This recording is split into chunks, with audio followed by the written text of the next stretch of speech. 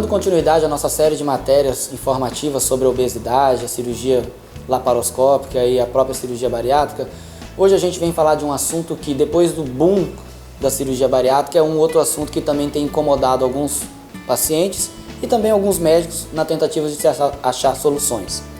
É o reganho de peso, o famoso reganho de peso. Doutor, operei, emagreci e novamente engordei. O que fazer agora? Primeiro, a gente precisa conceituar alguns termos. O que é então para eu entender que eu tive reganho de peso, ou seja, eu tive um insucesso na perda de peso, ou na manutenção dessa perda? Para eu entender o que é esse insucesso, eu preciso entender o que é o sucesso. Então a definição do sucesso em tratamento de obesidade significa que aquele paciente ele conseguiu voltar a um peso próximo do ideal, ou seja, no máximo em sobrepeso, o ideal é que ele volte ao peso normal, sem nenhuma medida adicional à cirurgia por pelo menos 2 anos. Então, ou seja, eu operei hoje, dentro de 2 anos eu tenho que estar próximo do meu peso ideal ou dentro do meu peso ideal, sem nenhuma outra medida, sem nenhum uso de medicação, sem nenhum outro tipo de intervencionismo nesse tratamento. Isso significa então que eu consegui alcançar a minha perda de peso. Aí vem o segundo desafio, a manutenção dessa perda de peso. Eu digo que é o segundo, porém é o mais difícil desafio, porque esse desafio de fato a gente só consegue alcançar de forma tranquila naqueles pacientes que realmente conseguiram entender todas aquelas questões comportamentais que a equipe multidisciplinar, como nós já citamos aqui, faz, né? A questão psicológica, a questão alimentar, a questão da atividade física. A partir do momento que o paciente entendeu isso, esse segundo ponto, que seria a manutenção da perda de peso, esse passo é muito mais tranquilo.